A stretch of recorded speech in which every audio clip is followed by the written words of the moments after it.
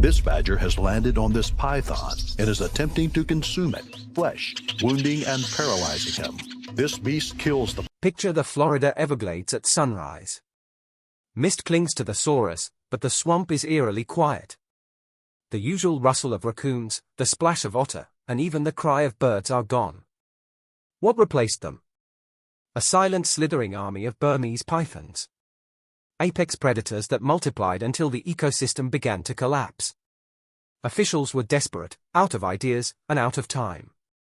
That's when someone floated a plan so outrageous it almost sounded like satire. Release honey badgers. Everybody mocked Florida for thinking about releasing thousands of honey badgers into the wetlands. At the time, it sounded like a punchline, not a plan. But a few years later, they regretted even considering this fix. More than anyone could have guessed. On paper, it looked daring. In practice, it would have set the stage for a story no one could forget. Florida's python problem. Florida didn't always have a snake problem. For decades, the Everglades were home to one of the richest mixes of wildlife in North America. Alligators glided through the marshes, wading birds filled the skies, and small mammals darted between cypress knees and saurus. Then in the 1980s, something began to change. A few exotic pets slipped into the wild. At first, no one paid attention, but those weren't ordinary pets. They were Burmese pythons, giant snakes that can grow longer than a car. And they were about to reshape an entire ecosystem. The snakes thrived. The climate was perfect. It was hot, wet, and swampy, almost identical to their native jungles in Southeast Asia. With no serious predators to keep them in check, the pythons grew larger. They bred quickly and spread like wildfire.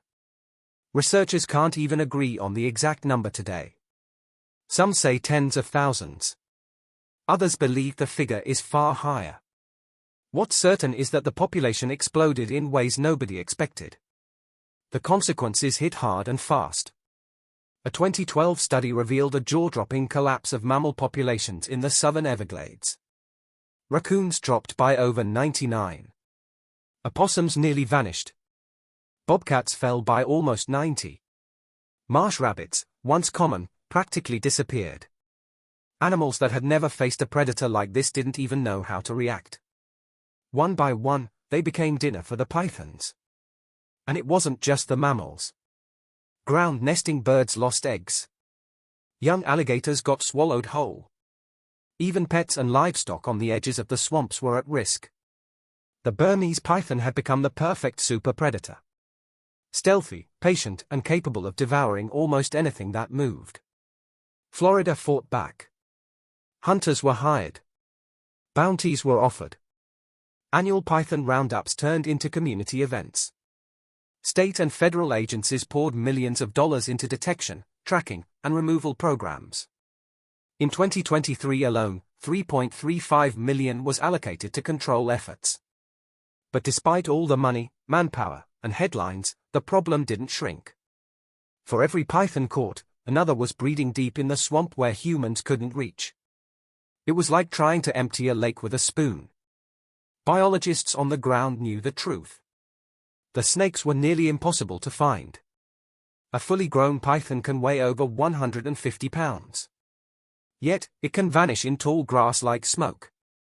Even radio collars and trained dogs barely tip the scales. The Everglades, stretching across more than 1 million acres, gave the snakes endless hiding places. Every roadless corner of the swamp became a safe haven. The pythons also had time on their side. With low metabolisms, they can survive for months without food.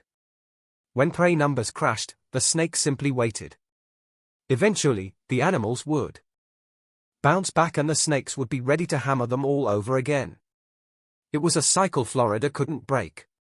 People began to wonder if humans couldn't win this fight, maybe nature could. Somewhere out there was an animal fierce enough, clever enough, and tough enough to take on the Burmese python. There simply had to be. That's when a bizarre suggestion appeared. First online, then in conservation debates. A creature already famous for its battles with snakes in Africa. A creature that the Guinness Book of Records once crowned the most fearless animal on Earth. The honeybadger. The internet's wild idea. When the python crisis made national headlines, people expected serious solutions. Traps. Technology. Maybe even more hunters with bigger paychecks. What nobody expected was the internet's contribution. Release honey badgers into Florida. At first, it sounded like a meme, something you'd see in a comment section or on a viral video. Everybody mocked it. But the more people thought about it, the less it seemed like pure comedy. Could this little tank of an animal really be the answer?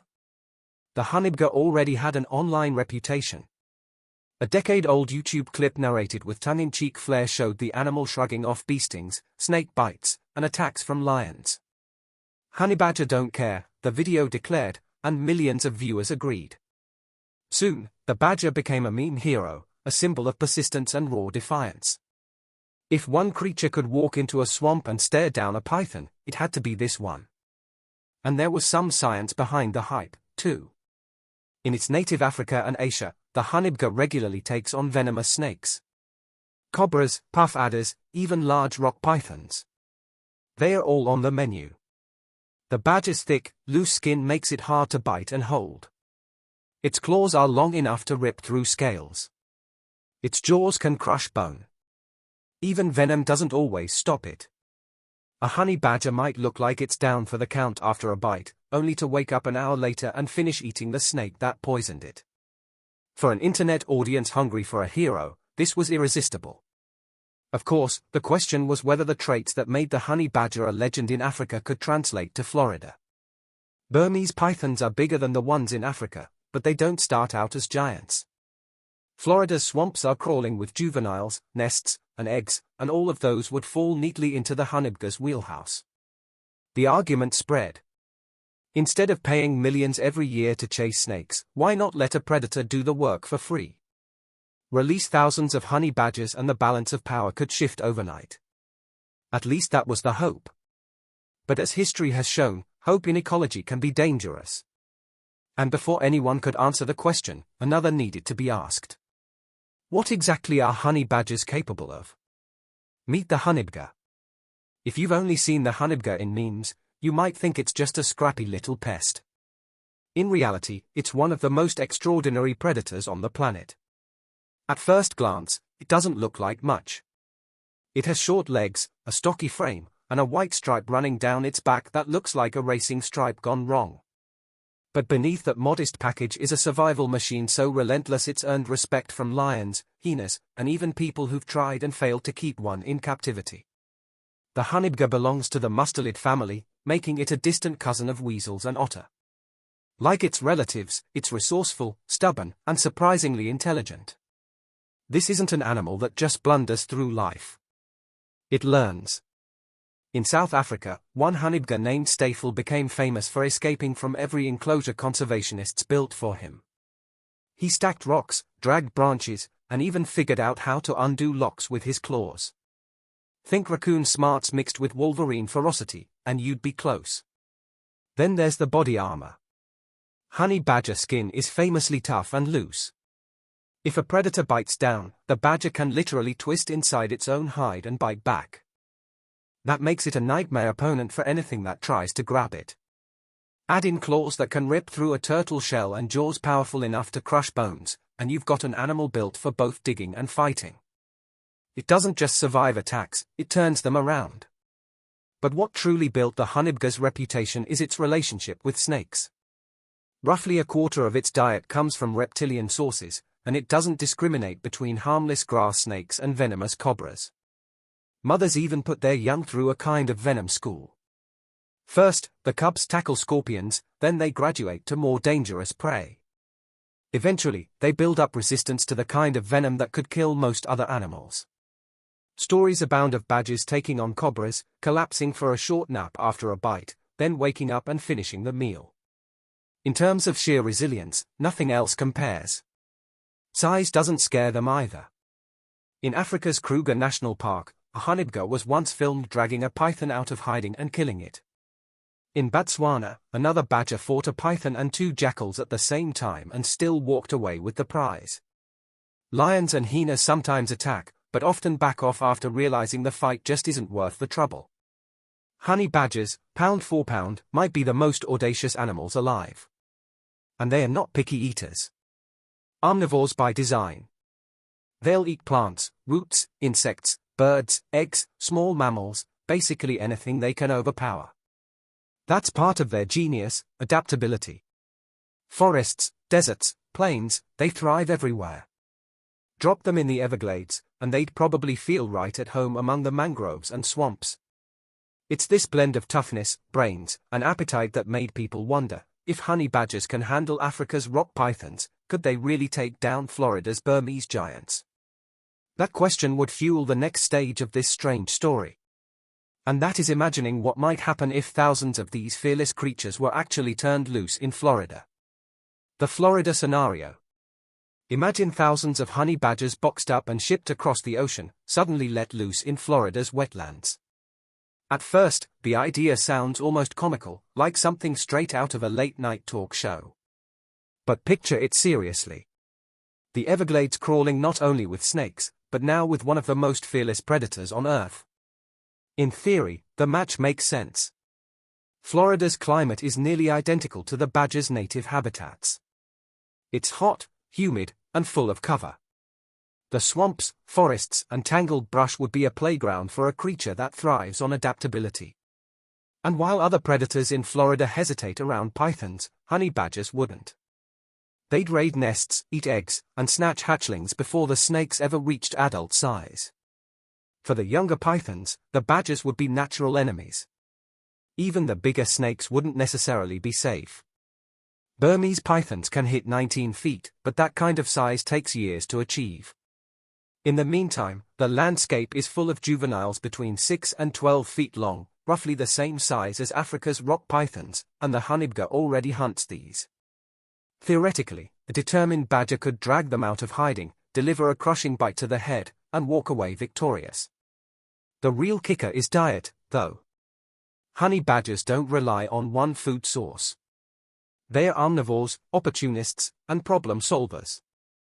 That means they could pressure the pythons at every stage of life. Eggs gone. Hatchlings fair game. Subad adults still on the menu. Even adults might not be untouchable. In a way, it looks like classic biological control. Unleash a predator that fills the gap humans can't. Instead of spending millions on hunts and trackers every year, Florida could just let the honey badger do what it does best. Fight, eat, and survive. For desperate officials, the idea almost sounds like a miracle. Imagine saving the Everglades without endless bounties or expensive technology. Just import the world's most fearless animal and let it loose. On paper, it feels like the ultimate shortcut. One bold move to solve decades of ecological damage. But shortcuts in ecology almost never end the way we hope. Before long, critics began pointing out cracks in the plan. What happens when a predator this ferocious isn't satisfied with pythons? What if it finds easier meals? What if it doesn't stop? The very traits that made the honey badger seem like Florida's savior could also make it its next nightmare. But here's the catch. Start with the diet. Yes, snakes make up part of a honeybadger's menu. But they are hardly the only thing on it. These animals are generalists, meaning they'll eat almost anything. Rodents, lizards, frogs, turtles, birds, insects, roots, berries, and eggs of every shape and size. Scientists estimate they regularly feed on more than 60 different species. Now, picture that appetite unleashed in a place as rich and delicate as Florida. The wetlands are home to over 700 species of land animals and thousands of fish and insects. Many of them are small, defenseless, and in no way prepared for a predator this relentless. And that's the real problem. Why wrestle a 15-t python when a turtle nest sits unguarded nearby? Why risk venom when ground nesting birds leave their eggs exposed? Honey badgers follow the law of least effort. They'll go after what's easiest first, which means instead of focusing on pythons, they could devastate species already hanging by a thread. Consider Florida's sea turtles. Along a single 20 m stretch of coast, they lay more than 68 tons of eggs every year. 3 of those turtle species are already considered vulnerable. 2 are critically endangered. to a honeybee, they are not thinking about conservation. To them, it's an all-you-can-eat buffet. The same goes for American crocodiles. After decades of protection, their population has crawled back from the brink, but they are still fragile. Their eggs would be easy pickings. The ecological stakes don't end there. Florida is recognized as a global biodiversity hotspot. It's home to over 1,500 plant species, 250 of which exist nowhere else on Earth. Its ecosystems are already under pressure from development, pollution, and invasive species. Dropping in another voracious predator doesn't restore balance. It tips it further. And then comes the predator problem, or rather the lack of one. In Africa, lions, leopards, and hyenas occasionally hunt honey badgers, though they usually regret it. In Florida, the list of potential enemies is short. Bobcats, panthers, black bears, and alligators. Most of those are rare, shy, or already endangered. Realistically, none would take on honey badgers in numbers large enough to control them. Once established, the badgers could breed freely, unchecked by nature. So yes, everybody mocked Florida for thinking about releasing thousands of honeybees into the swamps. A few years later, they regretted even amusing this idea for a much bigger reason. They traded one unstoppable invader for another. And history already held plenty of warnings about how badly that kind of gamble can turn out. Lessons from history. If this all sounds far-fetched, just look at history. Time and again, people have tried to solve one ecological problem by importing a predator. Almost every time, it backfired. Florida's honeybee plan may have been hypothetical, but the cautionary tales are all too real. Take Hawaii in the late 1800s. Sugarcane plantations were under siege from rats, so farmers shipped in mongooses to wipe them out. On paper, it seemed brilliant. In practice, it was a fiasco. Rats are nocturnal. Mongooses hunt during the day. The two barely crossed paths. Instead, the mongooses went after ground-nesting birds, insects, and turtle hatchlings. Hawaii's fragile bird populations collapsed. Today, entire native species are gone forever because of that one decision. Or look at Australia in 1935. Farmers there struggled with beetles eating sugar cane roots. The government's solution was to release 2,400 cane toads. Within a few years, the toads multiplied into millions. They are poisonous to predators, unstoppable in number, and they simply swept across the continent. Instead of saving the crop, they poisoned ecosystems. Nearly a century later, Australia is still paying the price. The list goes on. Brightly colored guppies were introduced around the world to eat mosquito larvae. They spread into rivers and lakes, outcompeting native fish. Harlequin ladybirds brought in to control pests became invasive across Europe and the Americas.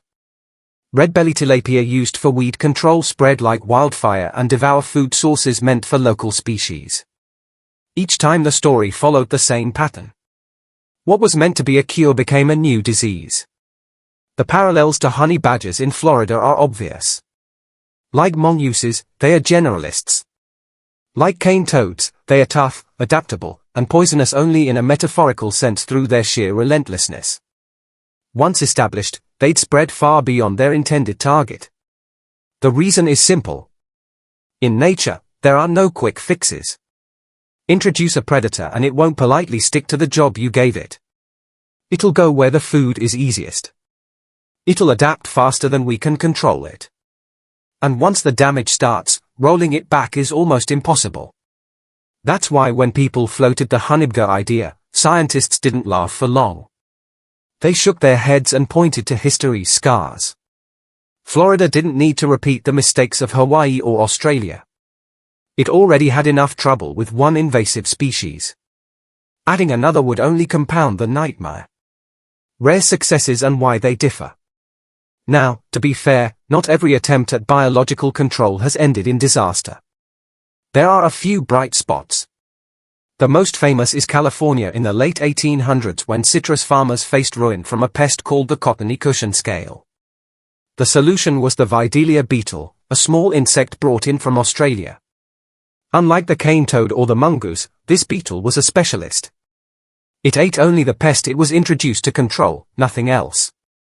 Within a year, the infestation collapsed and California's citrus industry was saved. That story gets cited again and again because it's so rare. Precise, carefully matched predators can sometimes restore balance without wrecking everything else. But those cases almost always involve insects and plants, not large mammals. Specialists are the exception in nature. Generalists are far more common. And that's exactly what the honeybadger is, a generalist predator that doesn't stop at one food source. This is the critical difference. The Videlia beetle worked because it had one job and it stuck to it. The honey badger doesn't take orders. In Florida, it wouldn't ignore turtle eggs or small mammals just because people wanted it to hunt pythons. Its instincts would lead it straight to the easiest meals, the very species already struggling to survive. That's why scientists knew from the start that importing honey badgers would never be a California citrus kind of success story. The odds weren't just low, they were non-existent. And when you add in the risk of human conflict, the picture gets even darker. Because honey badgers don't just cause problems for wildlife, they cause problems for people, too. Human costs and containment failures. Even if Florida's ecosystem somehow survived the arrival of honey badgers, local people probably wouldn't. These animals have a long record of creating chaos wherever they overlap with human life. In the United Arab Emirates, for instance, farmers reported losing dozens of sheep and goats to honeybadger attacks. Beehives worth thousands of dollars were destroyed. The financial toll ran into tens of thousands. All caused by a predator no bigger than a medium-sized dog. And keeping them under control nearly impossible. Remember Stafel, the honey badger from South Africa who became famous as an escape artist? He stacked rocks, dragged branches, and opened locks to get out of his enclosures. When branches were removed, he dug tunnels. When tunnels were blocked, he built ladders. The result was only an animal demolition team that outsmarted every barrier thrown at him. Now picture that kind of animal loose across Florida. Chicken coos, backyard beehives, and small livestock. All would be vulnerable. Farmers already struggling with invasive species would face a new nightmare. One that was cunning, fearless, and unstoppable. This is where the whole idea unravels. A creature that clever and that destructive doesn't just change an ecosystem. It changes human lives, too. And once it spreads, there's no going back. Which brings us to the sobering reality at the heart of this story. Why quick fixes in nature almost always turn into long-term disasters. The sobering reality. At the end of the day, everybody wants a silver bullet. That one bold action that solves the problem once and for all. But nature doesn't work that way. The idea of releasing thousands of honey badgers into Florida to wipe out pythons was always a fantasy, but it was one that ignored the messy complexity of real ecosystems.